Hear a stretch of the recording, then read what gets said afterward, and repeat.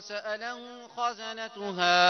خزنتها ألم يأتكم نذير قالوا بلى قد جاءنا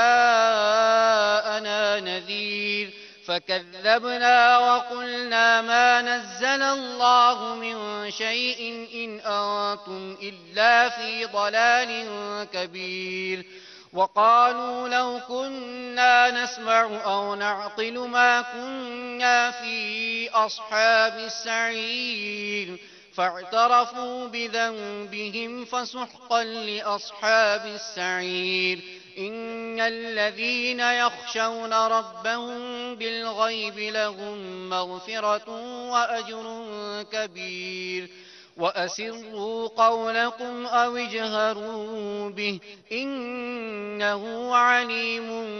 بذات الصدور ألا يعلم من خلق وهو اللطيف الخبير هو الذي جعل لكم الأرض ذلولا فامشوا في مناكبها وكلوا من رزقه وإليه النشور أأمنتم من في السماء أن يخسف بكم الأرض فإذا هي تمور أم أمنتم من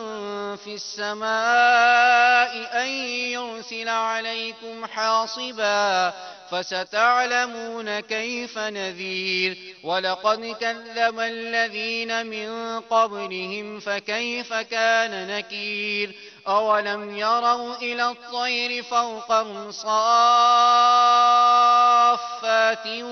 ويقبضن ما يمسكهن إلا الرحمن إنه بكل شيء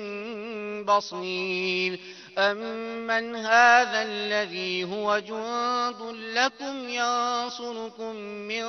دون الرحمن إن الكافرون إلا في غرور أمن هذا الذي يرزقكم إن أمسك رزقه بل لجوا في عتو ونفور أفمن يمشي مكبا على وجهه أهدى أمن يمشي سويا على صراط مستقيم قل هو الذي أنشأكم وجعل لكم السمع والأبصار والأفئدة قليلا ما تشكرون قل هو الذي ذرأكم في الأرض وإليه تحشرون ويقولون متى هذا الوعد إن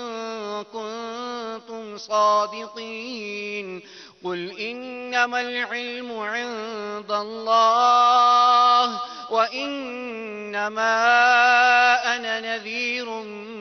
مبين فلما رأوه زلفة سيئت وجوه الذين كفروا وقيل هذا الذي كنتم به تدعون قل أرأيتم إن أهلكني الله ومن معي أو رحمنا فمن يجير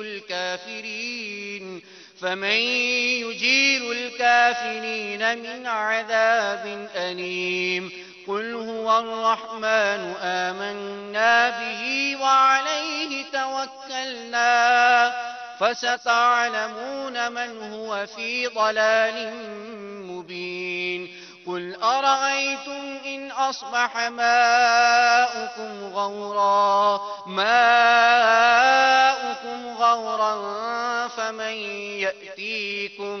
فمن يأتيكم بماء